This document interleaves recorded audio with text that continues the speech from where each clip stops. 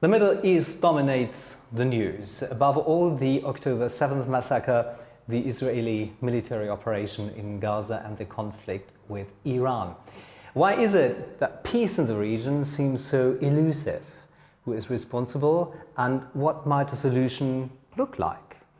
I'd like to discuss this today with someone who knows the historical context better than almost anyone. James Barr, historian and author of several books on the modern Middle East. Hello and good morning. Hello, thanks for having me. Thanks for being with us today.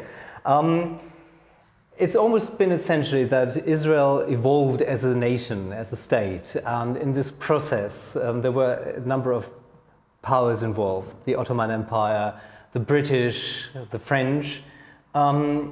So what did the area, the region that we know today as Israel and the Middle East look like at that time? The society, the political landscape, was it a majority Jewish population that lived there in the area at that time? So if we go back to the very beginning of the 20th century, the Jewish population of Palestine was very small at that point.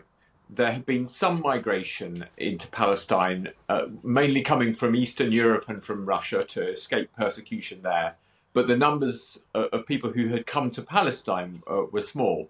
And Palestine then was a backwater and part of the Ottoman Empire, which had ruled that part of the world for 400 years. It invaded in 1517 and took over what we now think of as Syria and Lebanon and Palestine, and its influence extended down towards the Arabian Peninsula as well, and into Egypt too. So the Ottomans had been the great power for 400 years, but by the beginning of the 20th century, they were in real trouble, and their empire was fragmenting. And that created opportunities for people in the Middle East, just as it did also for people in the Balkans as well. And there was a kind of growth of national, what we would now call nationalism, but essentially there were developing national identities and people who wanted greater autonomy within the Ottoman Empire or even outright independence. Mm. So, with regards to the Palestinian, you said there was some kind of Palestinian national identity already, or what was their part within the Ottoman Empire? Was it just ethnicity that existed, or was it also the idea that there was some kind of, state within that empire that could be called Palestine? Because it's essential to the conflict that we see today, right? It is. I think I wouldn't call it a national identity in some ways, although that's what we would now say that there was an Arab national identity. I think at the time people tended to think in terms of in very local terms. They often thought about the town or the city they lived near, and the Ottoman Empire, to some extent, encouraged that because its provinces were based around the big cities. So I think people thought in those terms, but of course for Arabic because there was a common language, there was something a bit broader going on because there were Arabic language newspapers and greater literacy, and so there was a feeling of Arabness, I suppose, to kind of coin a term, and there were people. Actually, often within the Ottoman army, they were Arab soldiers within the Ottoman army who wanted to essentially wanted a better future for themselves. They saw themselves as second-class citizens within the empire, and they wanted more freedoms and more the ability to govern themselves. And then, like you said, the Ottoman Empire started to disintegrate, and apparently, well, in a different part of the world, in Europe, Jewish people decided or had the idea of establishing a home in the Middle East for their religion, for them. Is that right? So they came mainly from where? From Eastern Europe, and said, we want to establish. Was it the idea at the beginning to establish a Zionist or a Jewish state in the Middle East? So there's a lot there. I think so. From the 1880s onwards, there was what we would now call Zionism. So essentially, a political campaign to establish a Jewish home in Palestine, not necessarily a state, although of course that became the goal, and that was led by an Austrian journalist called Theodor Herzl, and it didn't have much success. I mean, the interesting thing is that for 20, 30 years, really, it was not a popular cause, although there were people around Europe who were interested by it, and often for quite cynical reasons. So, I mean, one of the interesting things about support for Zionism is that it is sometimes based on anti-Semitism. So there were people who were supportive of the Zionists because they didn't really want to have Jewish people living in their own country. So that's the sort of interesting flip side. One of the things that the Zionists did was they didn't necessarily they worked within that. They sort of accepted that was the that was the prevailing view amongst some people. They also they were willing to indulge another stereotype, which is interesting, which is this idea of Jewish, sort of the diaspora's power and influence around the world, particularly in financial matters. And they didn't try and dispel that really either. So come the First World War, the question of financing the war became increasingly important the longer the war went on. And Britain, on the Allied side, found itself as the kind of they were leading the efforts to try and finance the war. And they were looking for money in the United States, where, of course, there was still is a big Jewish population.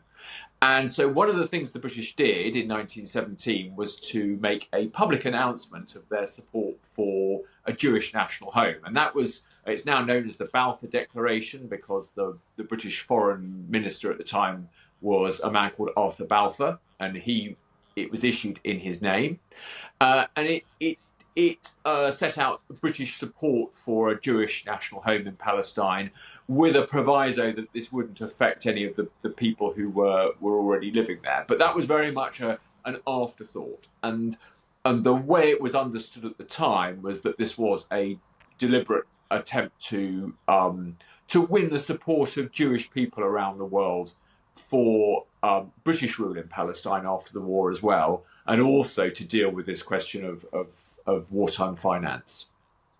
And then there was another European power involved, that were the French, who were also eager to pick up parts of the disintegrating Ottoman Empire. And so in the end, there was a line in the sand that was the division between the northern and the southern part of this part of the Ottoman Empire, right? The northern part was set to become French, and the southern part was set to become the British ruled area. And so we had the Ottomans, the Jewish, the French, and the British. Who was supporting who in this in this mixture? And what were they expecting by the support? Exactly. So the Balfour Declaration itself was an attempt to rewrite this secret deal that had been done. This is the Sykes-Picot Agreement, and it's important because it does it determines what happens in the Middle East after the war. So the British and the French found that their alliance was under strain in the First World War, and one of the ways they decided to try and patch that up was with this agreement over what would happen to the Ottomans what would happen to the Ottoman Empire after the war. So as you said, they did this deal. They drew a line. The immortal phrase, which comes straight out of the minutes of the meeting where it was first mentioned, was a line from the E of Acre, so that's the port on the Mediterranean coast, to the last K of Kirkuk, which is a city now in Iraq. And so this was really it was an elastoplast to fix these tensions that threatened the Anglo-French alliance. What it didn't resolve was the question of Palestine, because both the British and the French negotiation wanted Palestine. And so initially they said, well, it'll have to have an international administration. So they kicked the issue down the road a bit. And that was also why the British in 1917 issued the Balfour Declaration, because they decided that the Zionists might be a way to get round this problem that Sykes-Picot hadn't resolved. So come the end of the war, you have a very complicated situation, because the British had made this secret promise to the French, a public promise to the Jews, but then also they'd made a third promise, another secret promise to the Arabs. to persuade the Arab ruler of Mecca to rise up against the Ottomans during the First World War, they promised him this rather vaguely defined empire after the war, and that encapsulated all of the areas that they promised to the French and to the Jewish people as well. So there was a big problem at the end of the war. So they made these different promises to remain in control. Because this seems to be the cause for all the problems that we see today, right? Well, it is, because the British were forced to choose. They had to rank these promises in terms of their importance, and they ranked the French most important because they felt that there was going to be another war with Germany. Because the Versailles Treaty was such a disappointment, and they could see that it was going to cause, it was going to cause trouble, and because of how harsh it was, the British realised they were going to need the French on side, so they knew they had to honour their deal with the French, but at the same time they made this commitment to the Jews as well. So as soon as the French were willing to accept that commitment, to accept the Balfa Declaration, then they had a way they could get through the muddle they had created. And that left the Arabs very angry indeed, because of course they had been made this promise, and they had risen up as they had said they would do, and then come the end of the war they were then let down. So what you have after the war is this big increase in Arab anger, because the Arabs are now being ruled by the French in Syria and Lebanon, by the British in Palestine and Jordan and Iraq, and meanwhile they still have these ambitions that they want to see fulfilled. Looking at the history and the matter of the immigration of Jewish people from Europe to the Middle East, from your perspective, does that give reason to the claim that Israel is a colonialist state, which is often mentioned today by, well, pro-Palestinian supporters, that this is part of a Western colonial entity in the Middle East? Is there something true to this when we look at the history? Well, I think it's different because it's not a deliberate colonization. I think you have to look at the motives of the people who were coming to Palestine, the Jewish people, and they changed during the 20s and the 30s and the 40s, because initially it does have a colonial aspect to it, because in the 1920s there were Jewish people going to Palestine to try to recreate, their biblical land.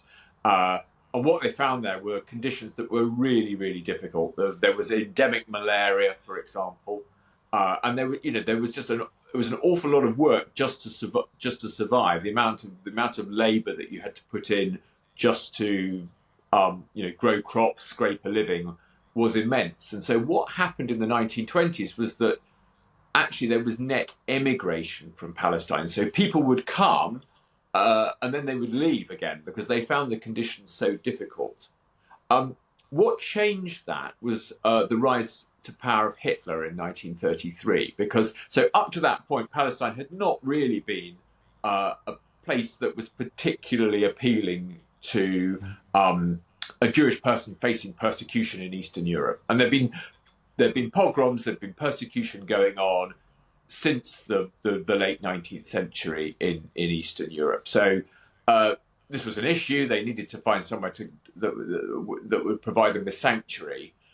And what they found in the 1930s was not only that obviously there was then a situation in Germany which is very, very hostile to them, but also that other countries around the world weren't willing to offer them sanctuary. So the doors were closing in the United States and in Western Europe. People didn't want Eastern European immigrants coming. So Palestine then became, the least bad option. And that is what drove Jewish immigration to Palestine during the 1930s. So you see these massive increases in immigration. The British had never really thought that would happen. I think that Winston Churchill famously sort of thought that it would be years and years and years before the Jewish population was at all significant in Palestine, because no one envisaged Hitler, frankly. And so what you had instead was a situation where suddenly there were large numbers of Jews coming. They had financial support from the United States in particular, and they were able to buy up land from Arab landlords who were often in fairly difficult financial straits. So there was a transfer of land. The Arab population became increasingly angry at the presence of the Jewish people who were coming in, and that set the scene for an uprising by the Arabs, which began in 1936 and went on just up till the beginning of the Second World War. Which was a bit unexpected, as far as I understand your book, because you say that when the British were making their plans to how to divide the region, one said in a meeting, one of the persons involved, that he would expect the Arabs would swallow the pill at some point, that there is a Jewish state, if I cite you correctly. So there was, what was it? Was it because Arab nationalism wasn't well established at that time, that people would think they would not react in that way? I think there were two things. There was British overconfidence. They believed that they could resolve a problem that wasn't. It was well known. There had been antagonism between Arabs and Jewish people for a very, very long time indeed, but at a very low level. So they felt this was something that Great Britain could manage to fix. That's the first thing. And I think the second thing was they took quite an economic view of things. They believed that Jewish capital, Jewish ingenuity would transform Palestine, and that would win over Arab support. And they completely underestimated the fact that those things would not change the view of people who regarded the land as theirs. I think it is 2 years ago, almost 2 years ago, that you wrote in an article, a military victory will never achieve a lasting peace. That requires a political solution, the prospects of which have never seemed more distant. That was after the massacre of October the 7th. Almost 2 years on, what's your steer on this? It's probably more distant than 2 years ago, right? It is. I think what has happened is terrible, and terrible for peace, and what the last 2 years will ensure that the conflict goes on even longer and make it even harder for people who are more moderate, who would like to talk, who hold on to the idea of peace. I think the space for them to talk to each other is smaller and smaller. It's difficult because obviously the attacks in October 2023 was the worst day the state of Israel has experienced since the Holocaust, and it's very important to remember that. And obviously they had a right to defend themselves.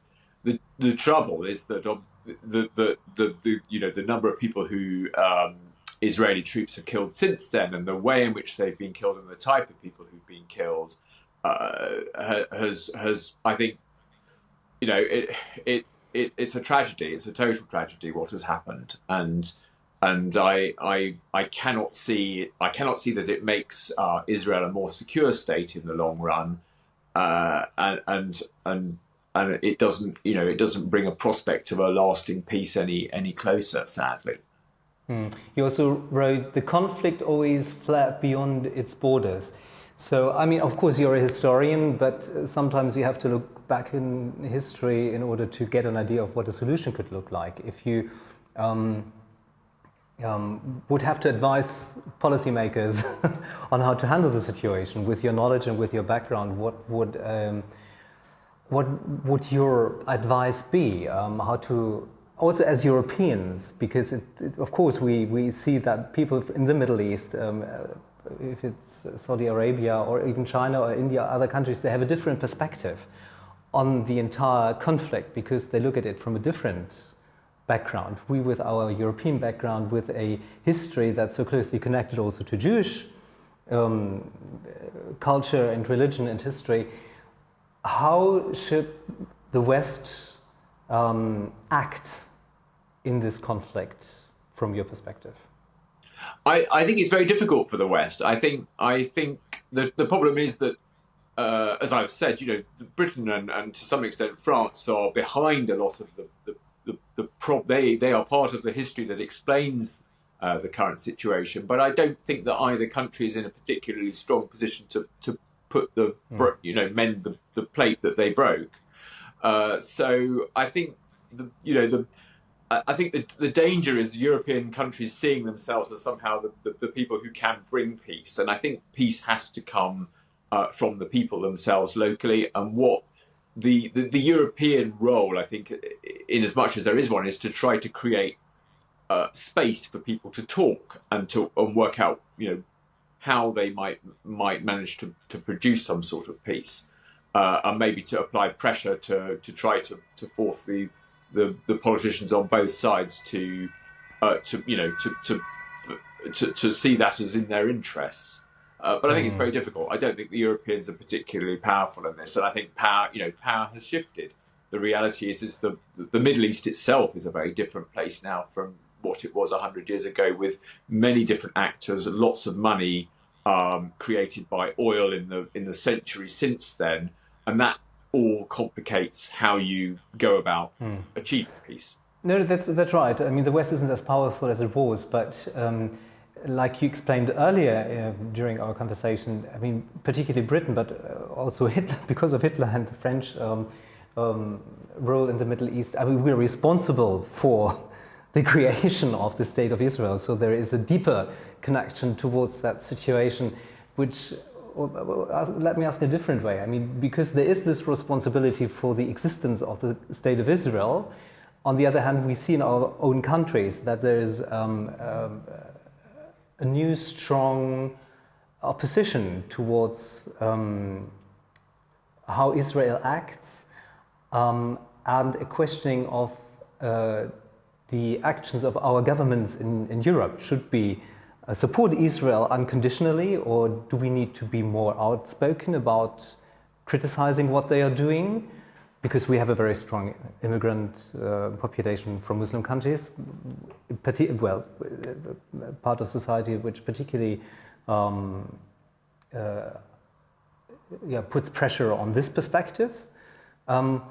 Or is the principle that we have to say, because we're responsible for Israel and we have this historical tie to the country, we have to have a different moral perspective on it? So how do we have to rethink our relationship towards Israel?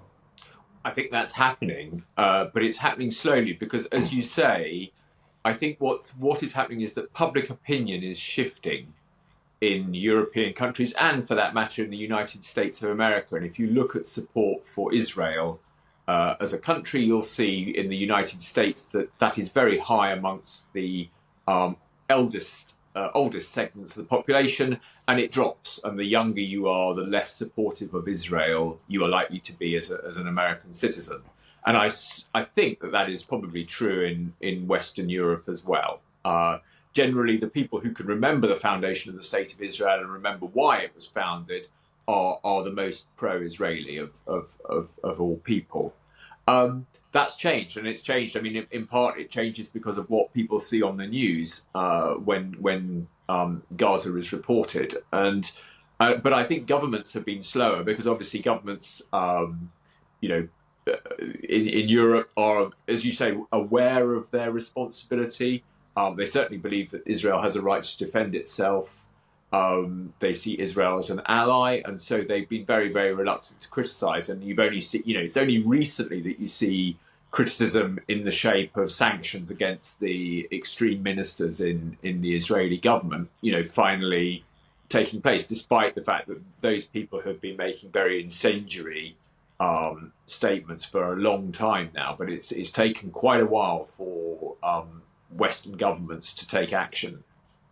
On the other hand, the Arab countries are also divided when it comes to their relationship towards Israel. We see the Gulf states, which have established very close ties economically, in particular towards Israel. And I think, I'm not sure if Emirates has cut their flights from Dubai to Tel Aviv recently. I think they must have, but until then it was the only airline that hasn't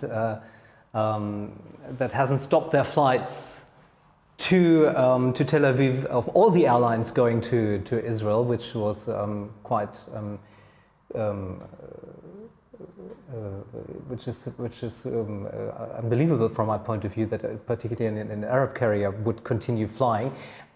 So was the British idea from the beginning of the 20th century finally correct, that the economic consideration would be stronger than a political one when we look at the Gulf states? Because I mean, this is amazing that the most conservative Arab countries, they are the ones who say, well, we have to adopt a new model, a new kind of agreement or a new relationship towards Israel because it makes sense. It is there, and we have to rethink our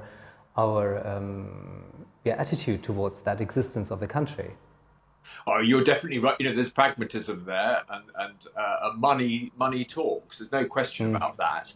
I think there's also, you know, there's for a long time been political security relationships between Israel and you know, and many of the of its neighbours, and they go right back. I mean, I wrote a book about, after A Line in the Sand, I wrote a book about the what happened after the Second World War, and one of the fascinating incidents or the chapters in that is about how Israel supported the what was then the Yemeni royal family. They were deeply involved in trying to defeat the Egyptians who'd invaded Yemen in the 1960s. So there's very complicated things going on behind the scenes secretly, and we occasionally you see sort of the evidence of that. I don't know though. I think the problem that all the Arab neighbours of Israel face is a bit like the one that I was just talking about in Europe, that the government and public opinion are not necessarily the same thing. So whilst the government can see a perfectly rational reason to want to normalise relations, it is also aware of what its public wants. And the fact is that public opinion across the Arab world is still very anti-Israeli. And that constrains what, for example, the Saudi Arabians can do and the Saudi government can do. They can't go way ahead of public opinion, and that, I think, is going to affect the possibility that Trump's Abraham Accords are going to be extended to include other countries anytime soon, because I think all those countries are aware that their people living in their countries can see what's been going on over the last 2 years, and I wouldn't want that kind of normalization. And now we have a conflict, of course, the conflict between Israel and Iran, which is not really a friend of Arab countries either. How does that influence the relationship between Arab countries and Israel, that there is a common enemy? Well, that's true, and that could push them both together, because, as you say, that Iran is regarded with great suspicion across the Arab world, and the Israelis, no doubt, there would have been people very, very cheerful to see Israel attack Iran.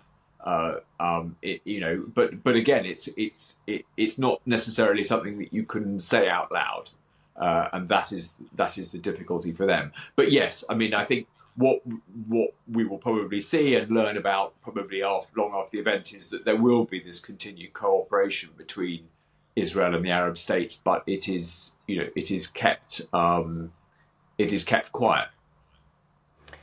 30 years from now, what's your idea or your vision? What will the Middle East look like? Will we have a more peaceful relationship or more peaceful region than we see today, or will Israel be erased from the map? What will probably happen from the historian's point of view? Yeah, I don't think Israel will be erased from the map. I would be very surprised if that happens.